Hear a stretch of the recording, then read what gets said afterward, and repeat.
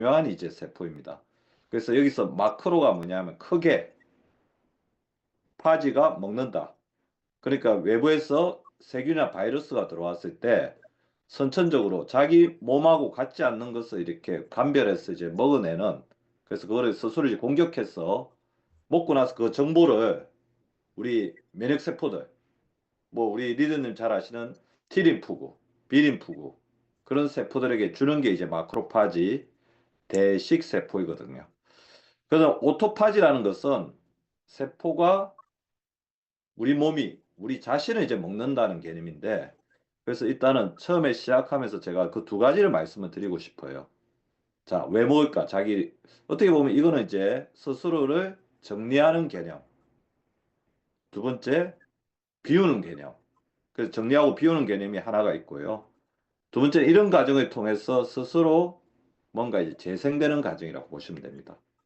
그러니까 어떻게 이야기하시면 되냐면 좀 재활용의 개념보다는 굉장히 어떻게 보면 철학적이고 고상한 개념이라고 볼 수가 있을 건데, 저는 그렇게 생각해요. 우리가 대사라는 것은 들어오고 나가는 거잖아요. 그죠?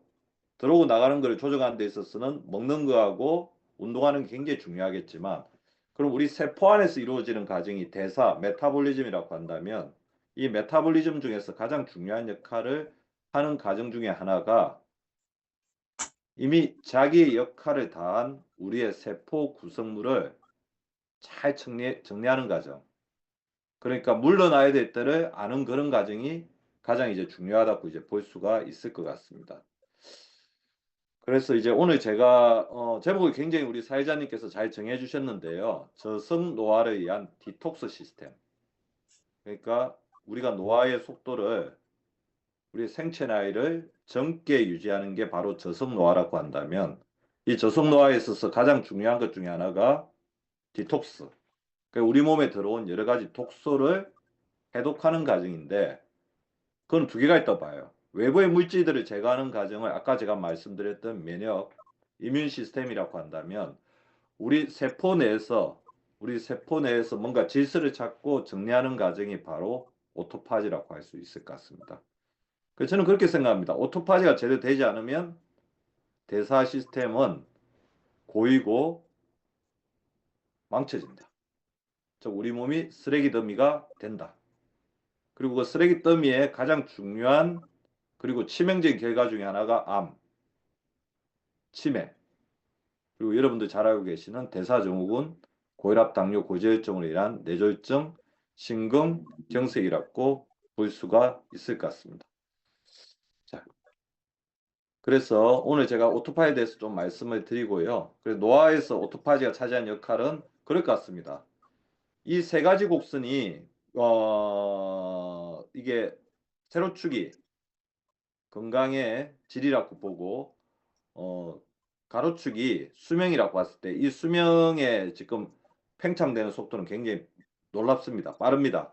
아마 우리 리더님들의 대부분은 남자는 90세에서 100세, 여자는 100세에서 110세 정도의 기대 수명을 가지고 있다고 저는 생각하는데요. 지금 제 강의를 들으시는 우리 리더님들.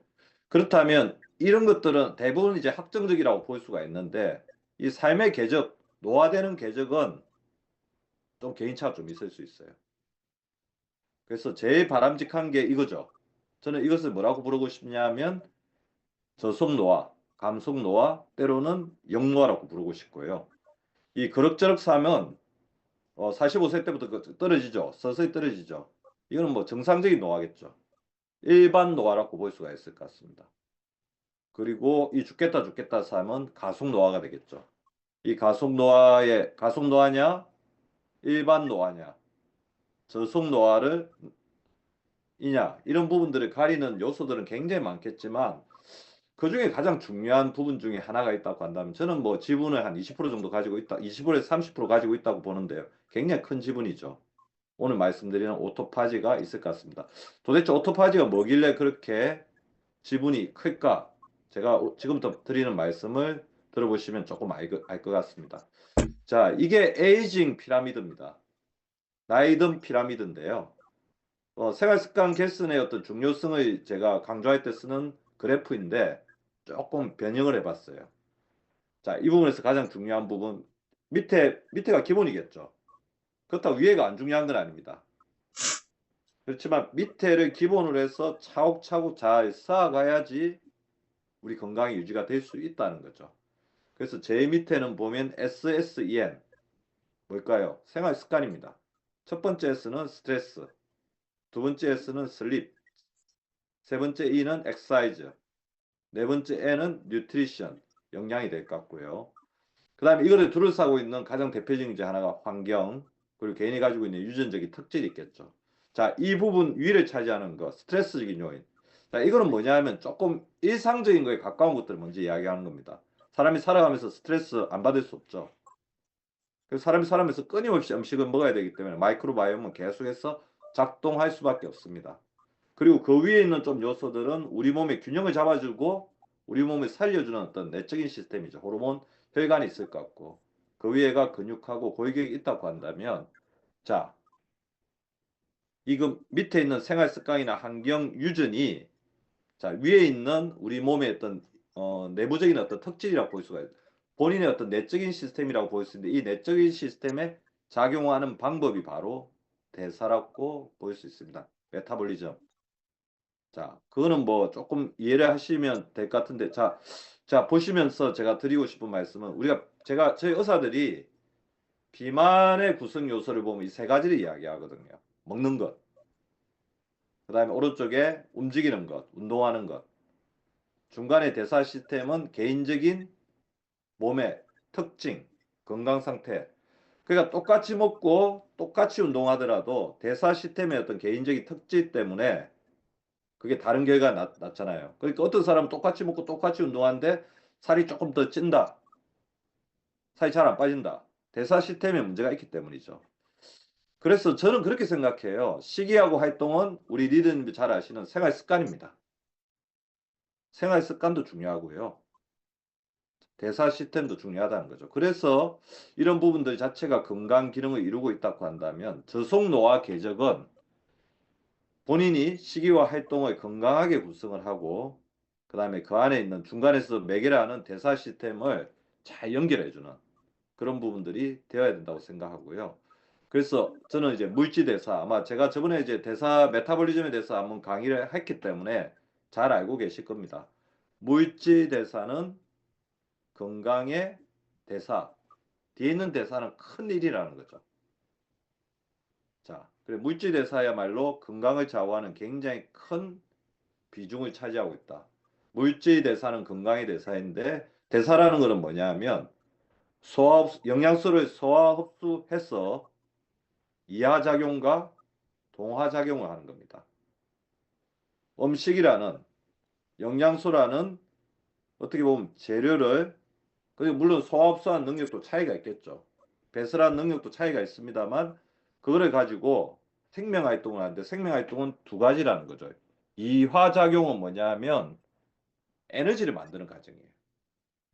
그래서 뭔가를 분해를 해가지고 ATP라는 에너지를 만듭니다. 우리 리더님들이 지금 제 강의를 다 들을 수 있는 이유도 ATP라는 에너지를 가지고 머리를 쓰고 몸을 움직이고 호흡을 하고 심장을 움직이기 때문에 가능한 거거든요. 그래서 지금 우리 몸속에서도 끊임없이 이 시간에도 ATP라고 하는 에너지 단위가 만들어지고 있어요. 그게 이하작용. 그게 이하작용이 멈춘다고 한다면 생명활동이 멈추는 거죠. 이하작용의 가장 핵심은 뭐겠습니까? 우리가 일상적으로는 먹는 거, 그리고 지금 이 순간에 일어나는 것은 호흡과 심장순환이죠. 심장이 피를 돌리고 폐로 산소를 받아서 그거를 세포 속에 전달해서 ATP라는 에너지를 만들기 때문에 우리가 지금 움직일 수 있는 거죠. 그래서 그게 다만 3분, 4분이라도 완전히 멈춰버리면 세포에 ATP라는 에너지가 전달되지 않기 때문에 바로 정지 상태로 가게 되는 거죠. 동화작용은 뭐냐 하면 몸을 만드는 거예요. 몸을 만드는 것. 피부를 만들고 세포를 만들고 근육을 만들고 그러니까 이화와 동화는 끊임없이 우리 생명 활동을 유지하는데 굉장히 중요하고 이것은 그러니까 우리 몸에 들어온 영양분을 그다음 칼로리를 바탕으로 해서 에너지를 한쪽은 만들고 한쪽은 몸을 만들고 몸을 만드는데도 ATP가 필요하고 이 만들어진 몸이 또 ATP라는 것을 만드는 어떤 세포의 어떤 구성, 어떤 요소가 되고 이렇게 복잡하게 움직이고 있다는 거죠. 자, 그러면 이 과정에서 이하작용과 동하작용에서는 뭔가를 만들잖아요. 우리가 뭔가 공작 생산 활동을 하고 나면 뭐가 남습니까? 항상 찌꺼기 남잖아요. 그 찌꺼기를 잘 제거하는 게 굉장히 중요합니다. 그래서 그 찌꺼기가 제거되지 않고 몸속에 남아 있으면 그게 바로 독소가 된다는 거예요. 그게 톡신이라는 거예요. 톡신. 그래서 그 톡신을 잘 제거하는 게 바로 디톡스, 해독 작용이 되는 거죠. 자, 그래서 이 부분에서 우리가 아까 제가 금방 에너지를 만든다고 했죠. 그러니까 에너지를 만들지 않으면 호흡을 할 수도 없고 움직일 수도 없고 심장이 뛰지도 않고 우리 몸을 만들 수도 없습니다. 그래서 그거는 너무 원천적인 생명활동의 기본 중에 기본인데 그게 어디서 일어나느냐 하면 세포 안에 있는 미토콘드리아에서 일어납니다. 들어보셨죠? 미토콘드리아. 그래서 미토콘드리아는 뭐라고 생각하시면 되냐면 에너지를 만드는 핵심 세포 기관이라고 보시면 됩니다. 모든 세포 안에는 미토콘드리아가 있어요. 자, 그리고 이 에너지를 만드는 과정, 미토콘드리아가 에너지를 만드는 과정은 굉장히 다양한 요소로 만듭니다. 해당 과정, 당을 분해해서, 포도당을 분해해서, 지방산화, 패티 옥시데이션이라고 하는데 지방을 산화시켜서, 단백질 대사, 단백질을 분해해서 미토콘드리아가 에너지를 만듭니다. 에너지가 산소가 풍부하면 호기성 대사를 하고요. 산소를 이용하는. 여기서 호라는 것은 좋아한다. 기는 산소거든요. 산소를 좋아하는 대사를 하고 대부분의 미토콘드리아는 그렇게 에너지를 만들죠. 왜 그러냐면 훨씬 더 많은 ATP를 만들 수 있기 때문입니다. 산소가 부족하면 혐기성 대사를 이용합니다. 혐기, 산소가 없다. 더물 혐자, 싫어할 혐자죠. 이 혐기성 대사를 하는 가장 대표적인 세포가 바로 암세포입니다. 암세포는 빠르게 성장해야 되기 때문에 탄소가 없는 환경에서 자기가 이렇게 그러니까 그 정식하는 방식의 현기성 대사 방식을 택한다는 거죠. 자, 미토콘드리아는 우리 몸 안에 있지만 원래 처음 우리 인류가 발생했을 때 고대 시대, 원시 시대에서는 우리 몸 밖에 있던 거예요. 그래서 엔도 심바이오시스 이론은 뭐냐면 엔도는 들어왔다. 심은 뭐냐면 공존이거든요. 심. 그러니까 밖에 있는 것이 안으로 들어와서 공존하는 구조입니다. 그래서 이게 뭐냐면요. 식물의 엽록체와 비슷한 조직이에요. 동물에서는 미토콘드리아, 식물에서는 엽록체. 엽록체도 아시죠? 광합성하는 기관이잖아요. 미토콘드리아는 밖에서 들어와가지고 우리 몸에 있는 세포하고 공존의 길을 택했습니다. 자, 왜 그러냐면 다른 세포들은 전부 다 일중막인데 미토콘드리아만 이중막이에요. 이게 외부에서 들어와가지고 내부에 진화한 형태라는 것을 나타내는 거죠. 자, 이게 뭐냐면 세포하고 어떻게 공존하냐면요. 세포는 이제 에너지 생산 능력이 굉장히 떨어졌습니다. 근데 세포가 살아남기 위해서 우리가 어마어마하게 많은 에너지를 쓰잖아요. 이게 고도의 포유류, 인류로 진화하기 위해서는 에너지를 만드는 굉장히 발달된 어떤 개체가 필요했는데 그거를 내부에서 못 만들어내니까 미토콘드리아가 들어왔을 때 미토콘드리아를 에너지를 만드는 기관으로 특화시켜가지고 만들어냈다는 거죠. 그래서 세포는 생존을 하고 미토콘드리아는 에너지 생성하고요. 세포가 죽어버리면 미토콘드리아라는 이 원생동물도 원핵동물도 원핵생물도 죽어버리기 때문에 자기가 최대한 성실하게 에너지 대사를 하는 쪽으로 서로 공존하고 있다는 겁니다. 그 최근에는 이제 나이가 그래서 그런 거예요. 나이가 들면서 노화되는 우리가 점점 힘이 없어지고 에너지 대사가 굉장히 어떻게 보면 비효율적으로 변화하는 가장 큰 이유 중에 하나가 미토콘드리아의 기능이 떨어진다고 하는 데서 굉장히 많이 찾을 수 있습니다. 그래서 노화는 DNA 노화, 장의 노화, 미토콘드리아의 노화 이런 부분들이 있다는 거죠. 그래서 실제로 미토콘드리아의 기능을 복원해서 쥐에서 피부와 탈모가 회복되었던 그런 실험들도 있었고요. 미토콘드리아가 우리 몸에서 제일 많은 데가 어딘 줄 아세요? 당연히 에너지를 많이 쓰는 데겠죠. 근육에 굉장히 많습니다. 그래서 결국엔 미토콘드리아의 기능이 떨어진 사람들은 근육에 힘이 떨어지고 근감소증이 올 수밖에 없다는 거죠.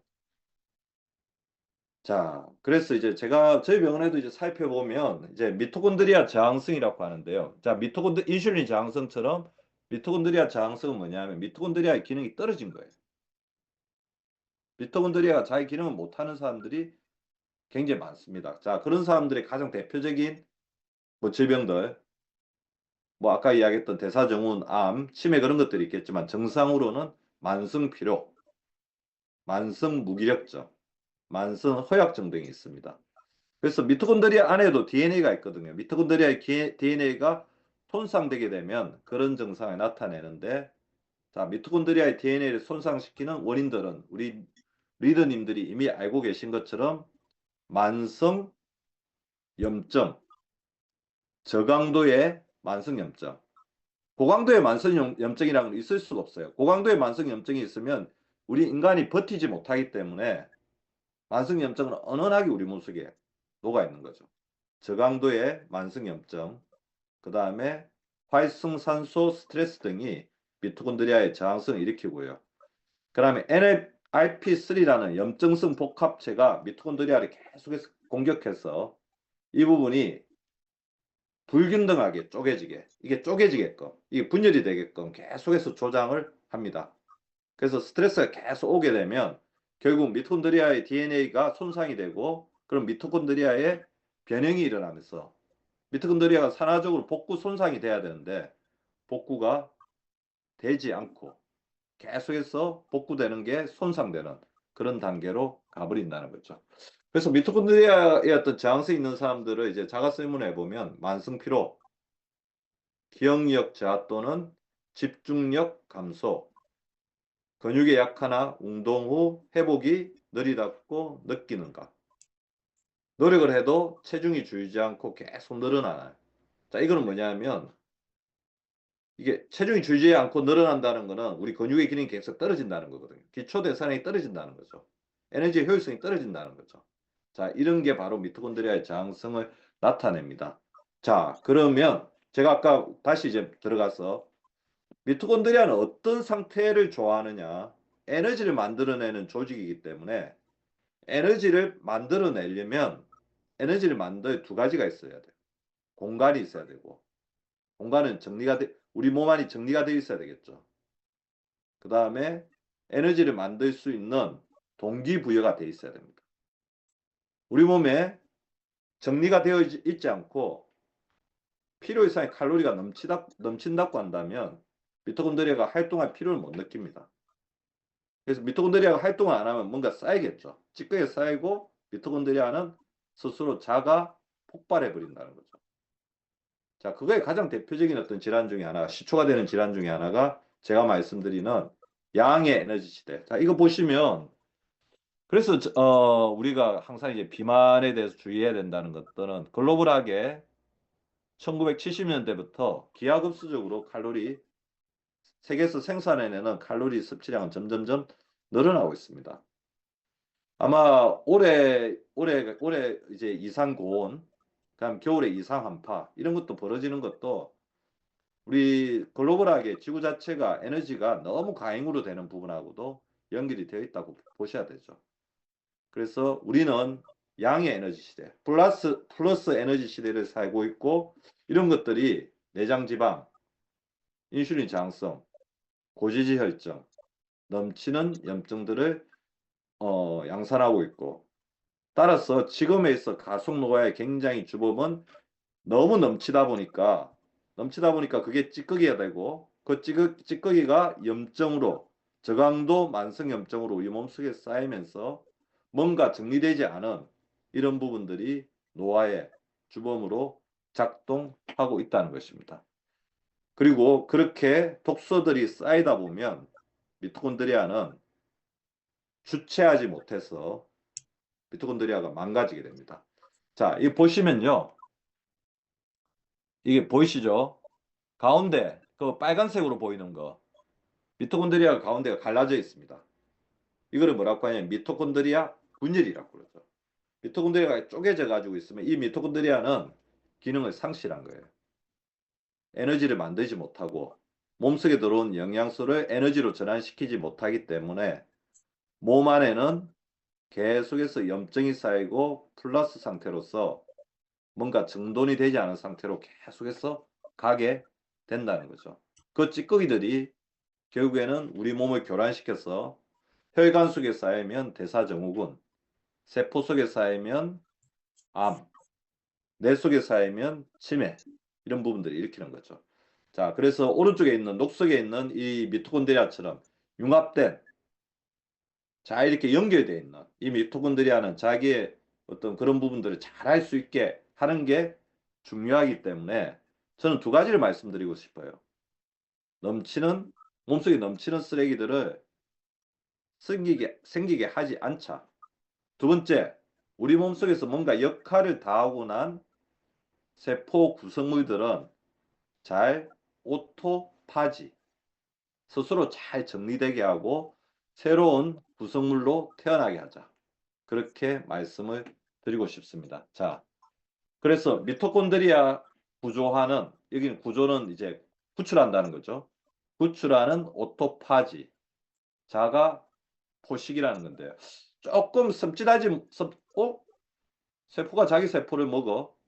조금 무서울지 모르지만 이 과정을 보면 이게 굉장히 깨끗하고 아름다운 과정이라는 것을 조금 아실 수 있을 겁니다. 오토파지는 자기의 역할과 수명을 다하고 난 세포나 대사산물, 세포 내 불필요하거나 손상된 물질을 분해하고 재활용하여 세포의 항상성을 유지하는 세포 내 자가 포식 시스템이라고 생각하시면 됩니다. 가령 예를 들면 그와 똑같은 거예요. 우리가 음식을 먹고 나면 그걸 대변이나 소변으로 잘 내보낸 사람이 건강한 사람이잖아요. 그죠? 그게 안 나오고 장 안에 머물러 있거나 우리 혈액 속에 머물러 있으면 독소가 되는 거잖아요. 자, 오토파지는 뭐냐면 세포 안에 있는 대사산물, 자기 역할을 다하고 난 세포, 이 부분을 스스로 이렇게 잘 분해하는 과정입니다. 자, 그래서 이 오토파지는 3단계로 이루어져요. 이중막 구조로 불필요한 세포 내 물질을 이렇게 포획합니다. 이게 뭐냐? 오토파고점. 자, 오토파고점을 이렇게 형성을 했으면 이 안에 리소좀이 들어가요. 리소좀이 결합해서 잘 이렇게 오토파고점이 이렇게 둘러싸고 있는 그 구성 성분을 리소좀이 싹 녹입니다. 그리고 이게 녹고 나면 아주 깨끗한 상태가 되는 거거든요. 이거를 새로운 단백질이나 세포의 기관을 만드는데 재활용한다는 거죠. 자, 오토파고점을 형성을 해서 그러니까 이게 뭐냐면 어떻게 보면 굉장히 이거 뭐 세포 안에서 우당탕탕탕 하는 게 아니라 이거를 오토파고점이라는 하나의 정리할 수 있는 공간 하나 싹 만들어 놓고 어떻게 보면 정리하는 창고 같은 거죠. 그 안에 리소좀이라는 어떤 물질이 쫙 들어가서 그것을 깨끗하게 청소해서 다시 그 부분을 잘 정리해 가지고 세포에서 설 수 있는 구조로 만들어내는 굉장히 어떻게 보면 잘 정리된 과정이라고 볼 수가 있습니다. 자, 보십시오. 자, 여기서 구성 성분들 있죠. 그럼 이게 동그랗게 오토파고점을 만들고 리소좀이 옵니다. 리소좀이 이렇게 딱 달라붙어 가지고 오토파고점 안으로 싹 들어가서 이것을 녹여 가지고 안에 깨끗한 물질들이 만들어졌죠. 이 몰레쿠들이 만들어져 가지고 이게 또 세포로 재활용되는 과정이죠. 자, 이 과정이 일어나야지 우리 몸에 세포의 에너지 대사가 원활하게 일어난다는 겁니다. 그래서 다시 생각하시면 그렇게 생각하시면 돼요. 손상된 세포를 분해하여 에너지 원으로 만든다. 그러면 오토파지가 언제 작동하느냐 하면 자, 영양 결핍이라고 하니까 좀 그런데 아까 우리는 현대사회는 너무 영양 과잉이라고 했죠. 적절하게 뭔가 영양에 결핍이 있을 때 우리가 결핍이 발전의 원동력이라고 이야기한 것처럼 너무 넘치는 상태보다는 약간 부족한 상태가 있을 때 그 대표적으로는 뭐 우리 간헐적인 뭐 단식이라든지 그 다음에 약간 배고픈 듯이 먹는 것. 그 제가 항상 강조하는 게 우리가 먹고 싶은 거에 90%만 채우자. 10%는 출출하게 만들자. 그렇게 말씀드린 것처럼 약간 출출한 상태. 그리고 적절한 시도 때도 없이 계속 먹는 게 아니라 어느 정도는 공백을 두는 그런 것들이 필요하다는 거죠. 그리고 당연히 뭐 세포 손상이나 스트레스가 세포가 손상되었을 때는 당연히 오토파지가 작용해서 그 세포를 잘 분해해서 다른 세포로 쓰는 거죠. 재활용하는 거죠. 손상된 미토콘드리아도 그렇고요. 감염하면 또 여러 가지 찌꺼기들이 많이 나오겠죠. 노화. 그래서 노화 과정에서 오토파지가 잘 작동을 하면 아까 제가 말씀드리는 감속 노화, 저속 노화를 할 수 있는데 오토파지가 작동 안 하면 가속 노화가 된다는 거죠. 그리고 굉장히 중요한 겁니다. 운동을 했을 때 오토파지가 작동이 된다는 거죠. 오토파지가 작동하지 않으면 아까 제가 말씀드린 것처럼 암, 치매, 대사증후군, 면역질환 이런 부분들이 올 수밖에 없게 됩니다. 자, 그래서 금방 말씀드린 것처럼 단식 및 칼로리 제한. 자, 단식을 하게 되면 인슐린 수치가 낮아지죠. 제가 여기서 말씀드린 거는 뭐 배를 쫄쫄 굶으라는 건 아니에요. 어느 정도 우리가 우리 몸에 있는 칼로리 수치를 낮추어서 만성적으로 이제 만성적인 영양 결핍이 되면 그것도 우리가 봤을 때는 우리 몸에 굉장히 큰 산화 스트레스가 다가오죠.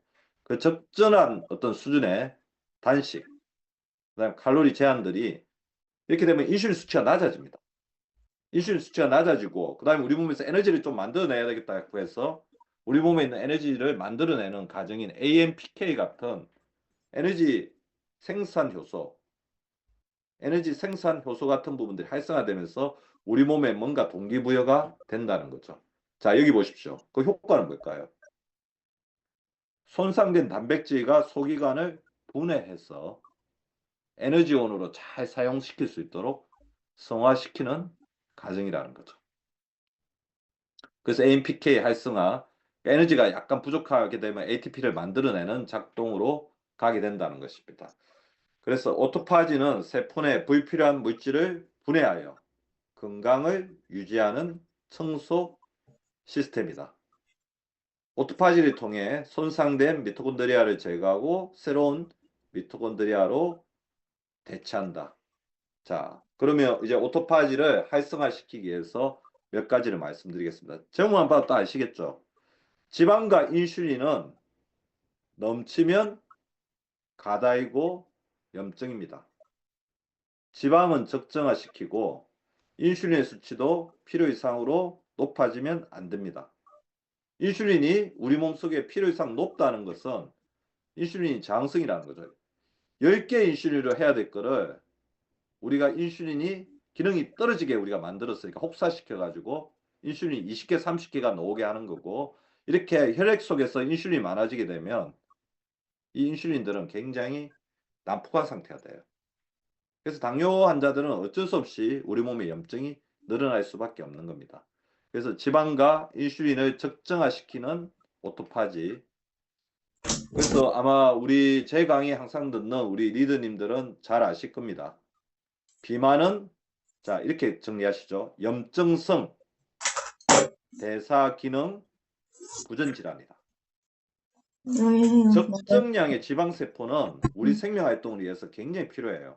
아니 내 패드 어디 그래서 있어? 우리가 60세, 70세가 되었을 때 백색 지방이 너무 없어도 생명활동이 안 됩니다.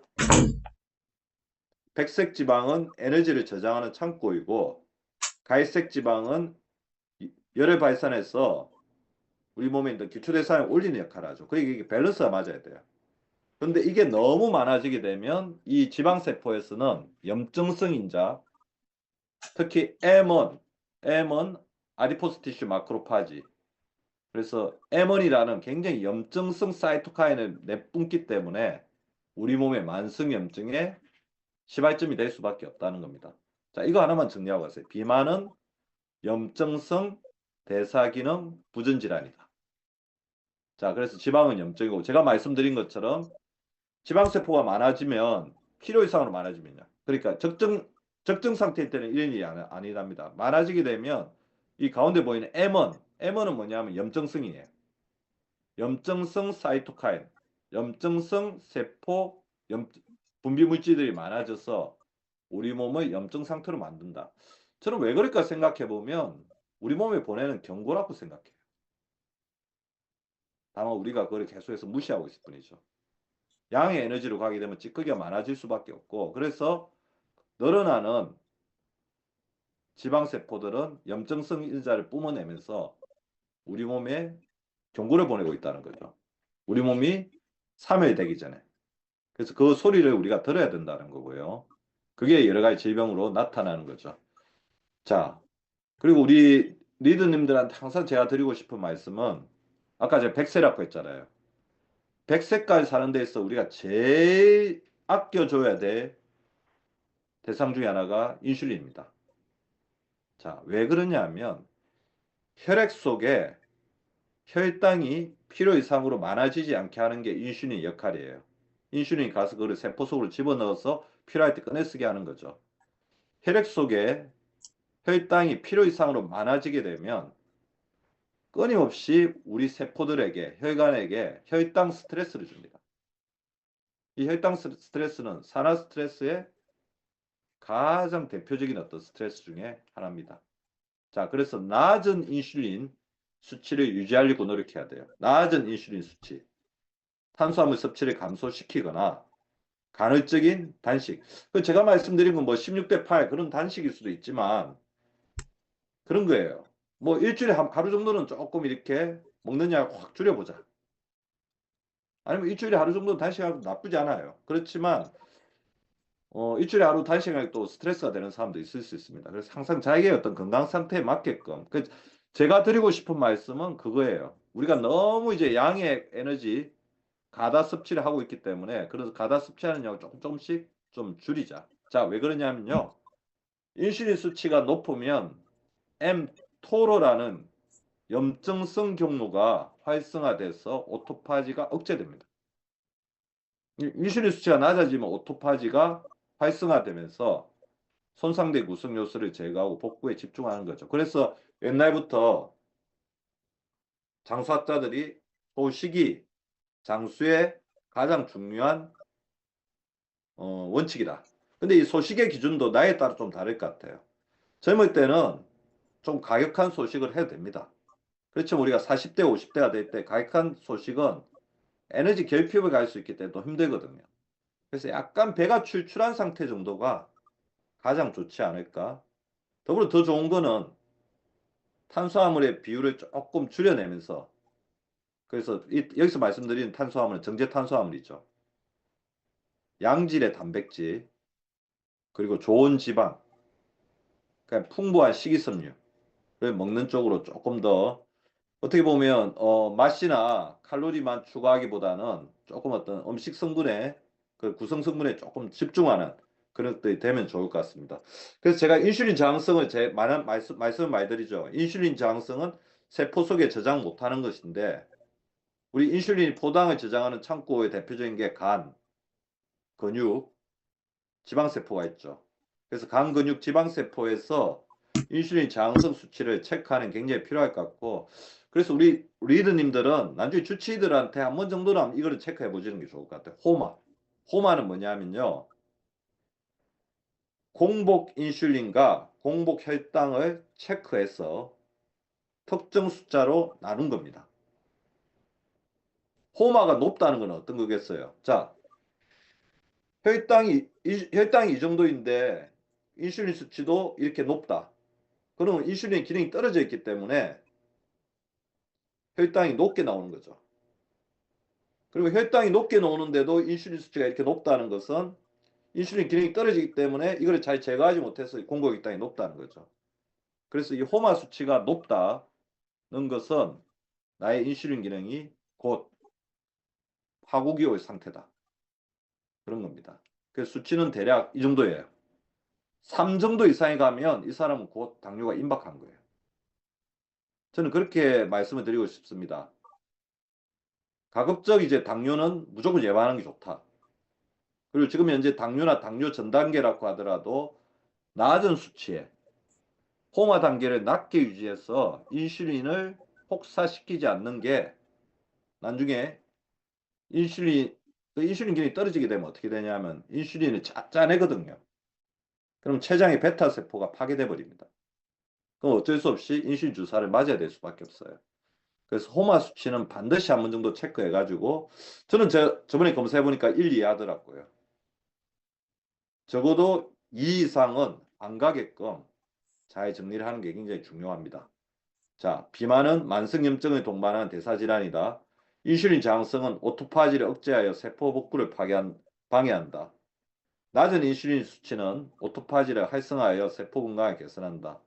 탄수화물 섭취 감소와 적절한 단식이 인슐린 수치를 낮게 유지한다. 자, 한번 체크해 보시기 바라고요. 더불어서 스트레스와 불면증, 이거를 저감시켜야 오토파지가 잘 일어납니다. 결국 스트레스가 많고 우리가 수면이 부족하면 오토파지가 일어날 수가 없어요. 왜냐하면 그것 자체가 그쪽에 에너지를 다 써버리기 때문에 우리 몸을 청소하는 데 쓸 수가 없죠. 뭔가 어수선하고 외부에 해야 될 일이 많고 뭔가 자기를 계속해서 공격하고 있는데 청소 시스템이 디톡스 시스템이 돌아갈 수가 없습니다. 그래서 이거를 줄이는 게 굉장히 중요하죠. 결국 그래서 스트레스가 많고 불면증에 시달리는 사람들이 치매가 생기고 암이 생길 수밖에 없다는 거죠. 자, 이게 뭐냐면 나이가 들수록 수면이 이렇게 변한다는 겁니다. 총 수면 시간이 감소되고요. 깊은 수면, 비렘 수면이 감소가 되고 수면 이상은 뭐냐면 빨리 잠들고 빨리 깨는 거죠. 수면 이상도 빨라지고 이 부분이 바로 수면의 노화입니다. 그래서 적절한 수면 시간을 확보하는 것, 그 다음에 렘 수면과 비렘 수면이 이렇게 왔다 갔다 순환 구조를 잘 획득하는 것, 수면 이상이 지나치게 빨라지지 않는 게 수면의 노화를 막으면서도 우리 뇌의 노화, 신체 재생을 유지하는 길이죠. 그리고 여러분들 뭐 글루타치온이 굉장히 강력한 항산화 요소로 알고 계시고 그렇지만 그보다 더 막강한 파워를 가진 게 바로 멜라토닌입니다. 멜라토닌은 우리 몸의 가장 강력한 항산화 호르몬의 하나죠. 그래서 항산화력이 떨어진 사람들하고 멜라토닌이 떨어진 사람은 항상 같이 가요. 멜라토닌이 떨어지면 항산화가 떨어지고 항산화가 떨어지면 멜라토닌도 같이 떨어져 있고. 그래서 알츠하이머 병에서 굉장히 중요한 역할을 하는 게 제가 저번에도 말씀드렸지만 글리프 시스템이죠. 밤에 자는 동안 렘 수면 동안 뇌가 학습 기억을 저장하고 뇌가 재생이 돼야 되는데 낮에 자는 동안 글리프 시스템, 뇌 척수액이 뇌 세포로 들어와서 낮 동안 쌓인 활성산소를 제거하고 베타 아밀로이드를 청소하는 기능을 잘 하지 못하게 되면 그거 자체가 뇌 노화를 일으키게 되고 자, 이때 글리프 시스템의 가장 핵심적인 역할을 하는 게 바로 멜라토닌이라는 호르몬이다. 그래서 멜라토닌이 재료가 되는 트립토판, 그 다음에 중간 물질인 세로토닌, 트립토판은 단백질, 세로토닌은 항울, 긍정적인 생각을 하면서 세로토닌을 조금 늘리고 적절한 양의 단백질을 섭취하는 게 매우 중요하다는 것을 말씀을 드리고 싶습니다. 결국 그래서 수면이 굉장히 중요하죠. 수면의 중요성은 제가 이 그래프로 몇 번 말씀을 드린 것 같아요. 우리가 아침에 일어나면 일을 하게 되고 각성이 되고 일을 충분히 잘 하면서 잠을 자야 된다 욕구가 점점 강해지고 그러다 보면 이때 딱 닿았을 때 잠이 쫙 들면 이 공간만큼 재생이 되는데 이 이상적인 일주기 리듬이라고 하죠. 스카디안 리듬을 가진 사람들이 별로 없어요. 그래서 스카디안 리듬이 깨지는데 제일 중요한 역할을 하는 게 자 오른쪽에 있는 이 코티졸 리듬이거든요. 코티졸 리듬이 깨진 경우가 되게 많아요. 자, 대개 이제 이상적으로 잠을 잘 자는 사람들은 코티졸 리듬이 어떠냐 하면 아침에는 이거 올라가죠.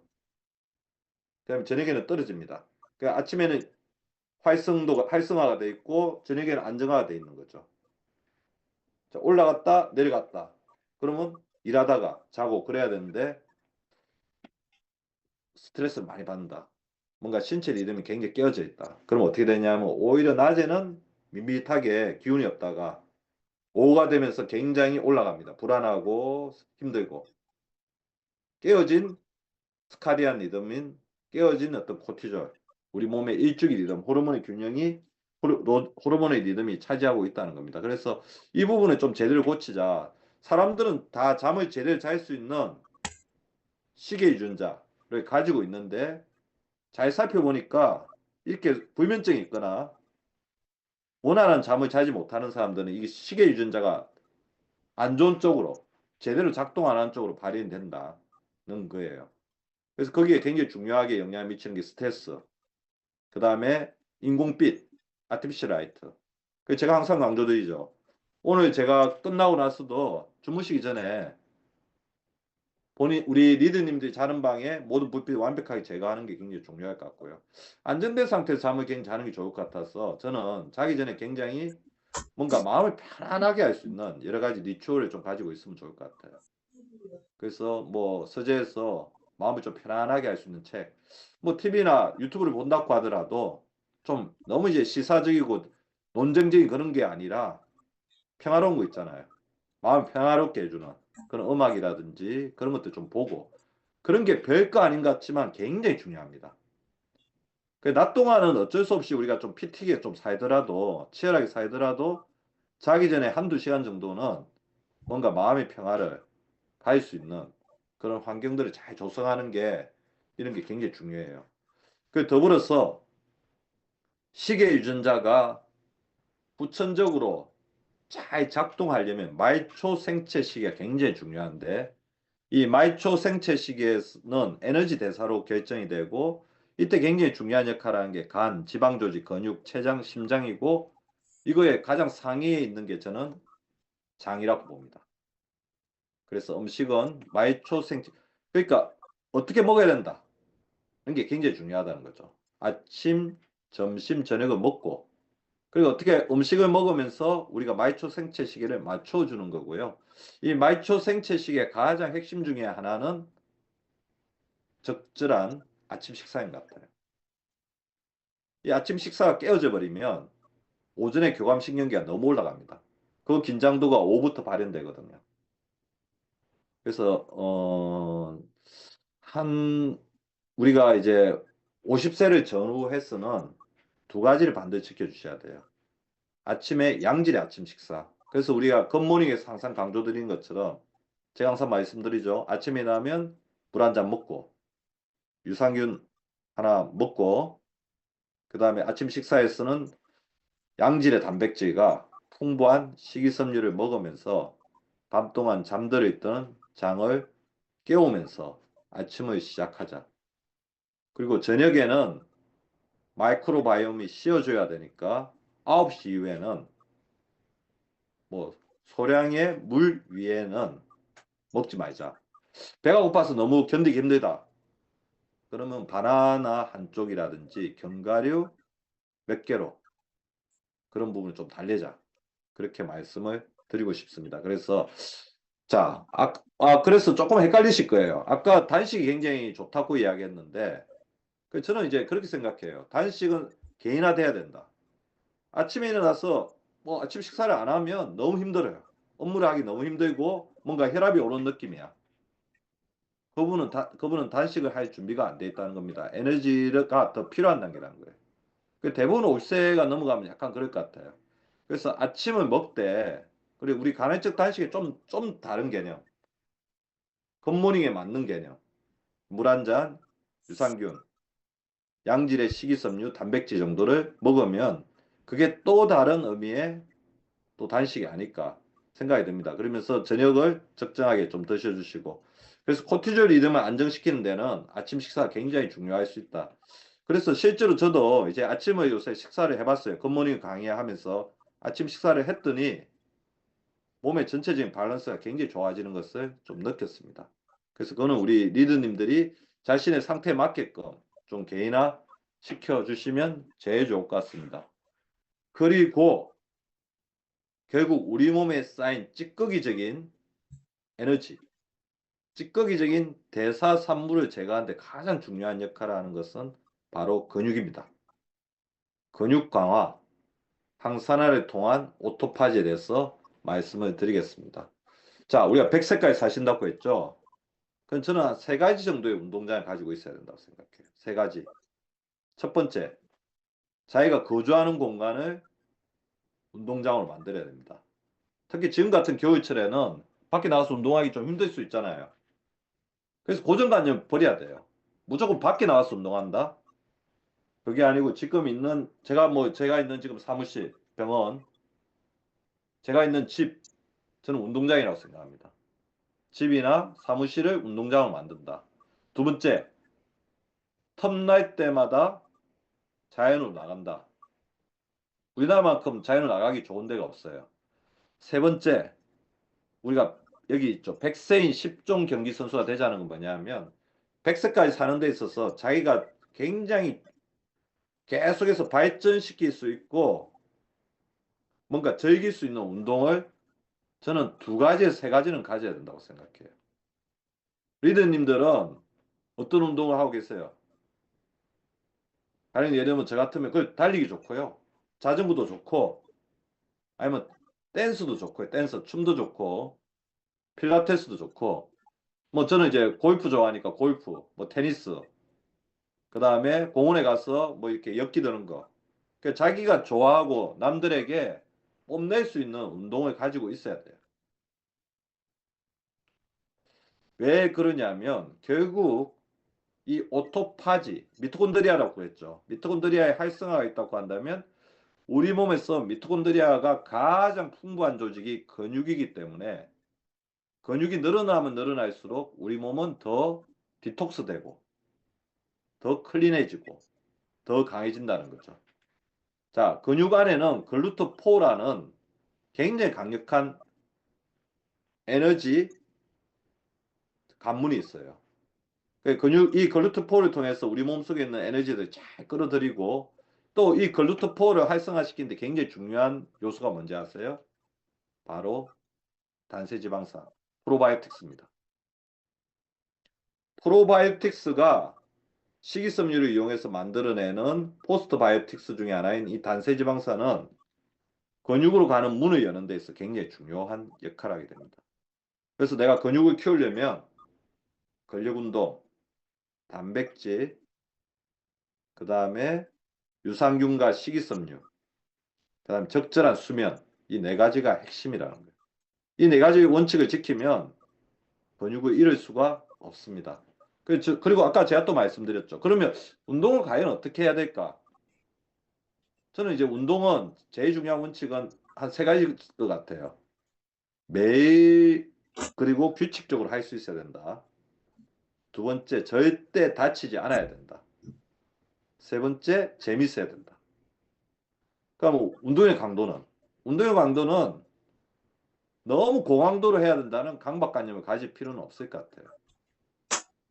자기 체력이 허가하는 범위가 있으면 그거에 한 60에서 50% 정도만 운동을 하더라도 운동을 하는 겁니다. 그래서 운동에 대한 강박관념을 가지실 필요가 없어요. 저희 보십시오. 미토콘드리아의 대사유연성, 저강도 운동은 미토콘드리아의 지방산을 활용하죠. 근데 고강도 운동은 포도당이 더 오전하기 때문에 포도당에 대해서 조금 더 섭취하려는 욕구가 생길 수 있어요. 그러면 약한 운동만 해라. 그건 아니죠. 운동이 재미있으려면 고강도와 저강도를 골고루 하는 게 좋은데 제가 저번에 질병 해방에서도 말씀드렸지만 이 구간 운동이 기본 베이스가 돼야 됩니다. 1구간에서 5구간이 있다고 한다면 5구간이 제일 센 거죠. 1구간이 제일 약하다고 한다면 2구간. 2구간은 뭐냐면 1구간은 공원 산책이고요. 5구간은 100m 전력 질주입니다. 근데 이 구간은 어느 정도냐면 대화를 할 수 있을 만큼 느리지만 대화가 조금 부족할 만큼 빠른 속도예요. 자, 이런 것들을 하시면서 해주면 좋습니다. 더불어 우리가 오토파지가 잘 되려면 소화가 굉장히 중요해요. 그 소화효소도 조금 이제 잘 활용하시면 좋을 것 같아요. 저희 병원에서 좀 체력 저하로 오시는 굉장히 많은 분들이 소화 기능이 굉장히 떨어지신 분들이 많고, 결국 이제 소화 기능이 떨어진 건 한 두 가지거든요. 마이크로바이옴의 기능이 떨어져 있거나 전체적인 에너지 밸런스가 떨어져 있는 경우가 있고요. 세 번째는 이제 소화효소가 굉장히 부족해서 오는 경우가 있는데, 그럼 어떤 사람들이 소화효소가 부족하냐? 소화효소는 대사효소, 항산화효소와 항상 짝을 이루기 때문에 이 세 부분의 어떤 밸런스가 무너진 거죠. 그래서 소화가 안 되면 무조건 소화효소제를 드셔야 됩니다. 소화효소를 더 먹어서 일시적으로 에너지를 조금 이렇게 세이브 해 주셔야 돼요. 또 플러스 알파에서 소화효소가 안 되시는 분들한테 비타민C가 굉장히 큰 도움이 되는데, 소화가 안 되시는 분들은 소화점막의 기능이 굉장히 떨어져 있어요. 그래서 소화점막의 기능이 떨어지게 되면 소화점막이 계속해서 항산화 산화 스트레스를 받거든요.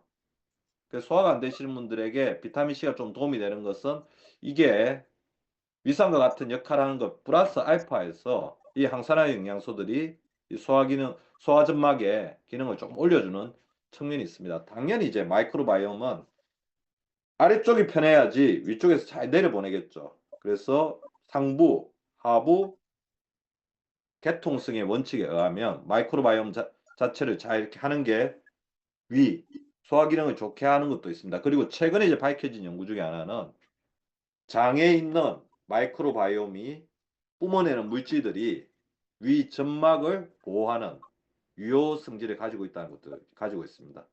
그래서 소화 기능이 안 좋다, 속이 자주 쓰리다, 위가 허렸다, 그런 분들은 아까 이야기했던 식물성 파이토케미칼 더하기 마이크로바이옴을 완전히 드셔야 된다는 거죠.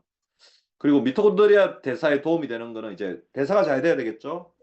자, 이 몇 가지가 있습니다.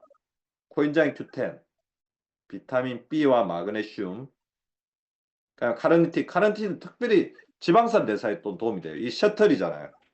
카르니틴 셔틀을 통해서 지방이 잘 전달돼서 미토콘드리아에 잘 활용될 수 있게끔 하는 역할을 가지고 있습니다. 아르기닌도 좀 도움이 되고요. 그래서 프로바이오틱스와 단세지방산은 장내 환경을 개선하고 근육 성장을 촉진하며 면역력을 강화한다. 유구간 운동, 그다음 비타민 B, C, 마그네슘 등 항산화 영양소가 위점막을 강하게 하면서 미토콘드리아 기능을 지원한다. 유산소 운동과 웨이트 트레이닝을 자, 겸해서 하자. 그렇게 말씀을 드리고 싶습니다. 오늘 그래서 약간 생소할 수도 있지만 오토파지라는 개념에 대해서 말씀을 드렸고, 이 오토파지를 잘하는 사람이 어떻게 보면 우리 몸에 뭔가 이제 그거죠. 우리 몸의 어떤 중용의 미덕, 그러니까 우리 몸이 뭔가 비워졌을 때 새로운 게 잘 들어오고 에너지가 잘 만들어진다는 가정을 좀 말씀드릴 수가 있을 것 같고요. 근데 가장 중요한 거는 근육, 그다음에 장 건강, 그리고 스트레스와 수면 관리를 또 잘 하시는 그런 리더님들 되시 바랍니다. 추운 날씨인데 최근에 보면 날씨 변화가 굉장히 많아요. 그래서 아까 제가 말씀드린 것처럼 날씨가 추워서 밖에 나가서 운동 못한다 이제 그러신 분들 되게 많은데, 우리 실내에서도 충분히 운동할 수 있는 게 있으니까요. 제가 실내에서 하실 수 있는 운동 항상 알려드리고 있죠. 한 시간마다 한 번씩 하는 뭡니까? 손 틀고 잼잼. 그다음에 저 최근에도 굉장히 열심히 하고 있습니다. 이거 손허벅지 운동. 하루에 어떻게 하시면 되냐면 저한테 항상 물어보더라고요. 이거 30개 정도 하고 그다음에 10초 쉬었다가 또 30개 하고 10초 쉬었다가 30개. 한번 일어나서 한 100개씩만 해주세요. 그리고 자세 또 쫙 펴주는 것도 중요하고. 그래서 오늘 이제 리더님들한테 하나 말씀드리고 싶은 거는, 이 겨울철에 절대 낙상 당하면 안 되거든요. 그래서 우리 밖에 나가실 때 좀 스트레칭 미리 이렇게 하고 나가시고, 그다음에 스마트폰 이게 손에 들고 다니면 낙상 당할 확률이 굉장히 올라가요. 그래서 스마트폰은 주머니라든지 가방에 반드시 넣고 다니고 손에 이렇게 좀 자유를 주면서 걸으시고, 걸으실 때도 보폭 너무 크게 하지 말고 보폭 좀 적게 하시면서 이렇게 잘 이렇게 잔발하시면서 안전하게 겨울을 나셨으면 좋겠습니다. 1시간 동안 집중해서 들어주신 리더님들에게 감사드리며 행복한 연말연시 보내시기 바랍니다. 감사합니다. 네, 박사님 명강의와 자상한 조언 진심으로 감사드립니다. 박사님 채팅창에 질문이 몇 개 있을 예. 것 같은데요. 확인 부탁드립니다. 활성산소, 오토파지를 통한 재활용품, 이거는 뭐 숫자적으로 지금 정해져 있는 거는 아닐 것 같은데요. 오토파지 자체가 되지 않으면 우리 세포의 재활용이 일어나지 않는다. 그렇게 보시면 될 것 같습니다. 그래서 어떻게 보면 이 오토파지는 아까 제가 말씀드렸던 스트레스나 운동이나 식이요법이나 이런 게 다 관련되어 있기 때문에 이런 부분들에서 조금 집중해서 하시면 좋을 것 같아요. 자, 이갈이 하는 습관은 아마 이갈이 하는 습관 중에 가장 대표적인 건 원인이 아직 밝혀져 있지도 않은데 스트레스가 굉장히 크지 않을까 생각이 들고요. 당뇨약을 5살 복용한 지 10여 년 이상인데 이런 경우에는 이제 굶게 되면 단식을 하게 되면 저혈당이 오실 수가 있어요. 최근에 당뇨약들은 저혈당이 거의 없는 당뇨약들로 드시고 계시지만 5살이나 먹고 있다고 한다면 오히려 이렇게 굶었을 때는 이 부분 자체가 우리 몸에 또 스트레스가 올 수가 있을 것 같아요. 그래서 오히려 당뇨약을 드시고 계시면서 한다고 한다면 제가 아까 말씀드렸던 절식과 균형식을 통해서 적절한 단백질, 그다음에 복합탄수화물 그런 거 먹으면서 오히려 새끼를 규칙적으로 먹되 약간 절식하는 개념으로 해주면 그 인슐린 기능을 좀 좋게 할 수 있지 않을까 생각이 듭니다.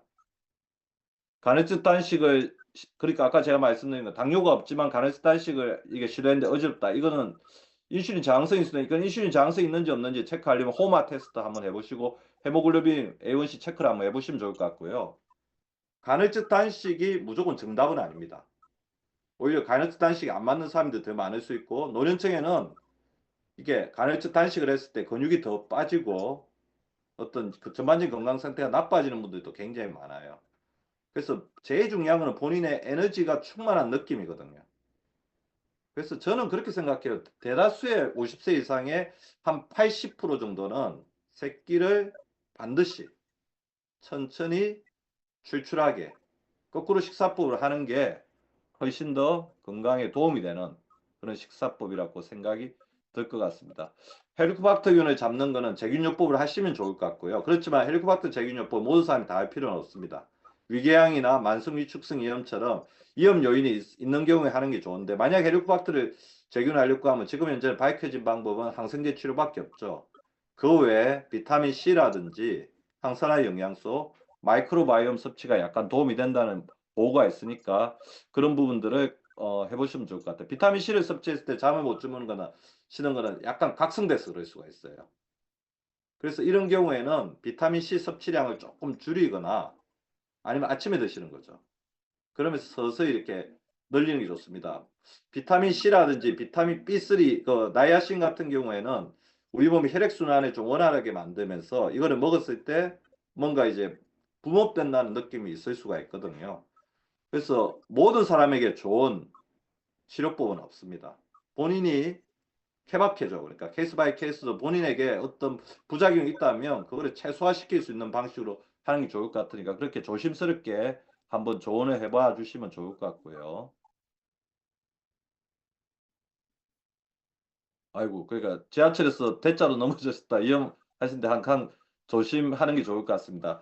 그리고 비만인 아이들에게 오토파지를 일으키는 방법으로 단식을 하는 것도 괜찮을까요? 아마 자, 몇 가지가 있을 것 같은데 아이들은 비만을 조절하는 것도 중요하지만 성장에 그런 것도 중요하거든요. 그래서 오히려 아이들에게 올바른 식습관, 아까 제가 말씀드렸던 새끼를 반드시 천천히 출출하게 먹도록 하면서 양질의 단백질과 오히려 이제 이 아이들은 아마 이렇게 뭐 이렇게 조금 이제 탄산 음료라든지 뭐 이렇게 인스턴트 음식에 조금 집중돼 있을 것 같아요. 그래서 좋은 식습관을 좀 알려주는 방식으로 아이들을 스스로 하면 좋을 것 같고 아이들이 준비가 안 된 상태에서 단식이나 아니면 그런 부분들은 스트레스를 줄 수도 있고 성장에도 지장을 줄 수 있기 때문에 가급적 굉장히 조심해서 작동시키는 게 좋을 것 같습니다. 예, 고맙습니다. 예. 네, 감사합니다. 이 저속 노화를 위한 오토바지 시스템과 함께 건강 생활 습관 실천으로 100세, 120세 건강 시대의 주인공 되시기 바랍니다. 오늘도 명강의와 친절한 질의응답해 주신 박사님께 큰 박수 부탁드립니다. 박사님 감사합니다. 건강하십시오. 네, 예. 감사합니다. 네, 오늘 강의 수고하셨습니다, 선생님.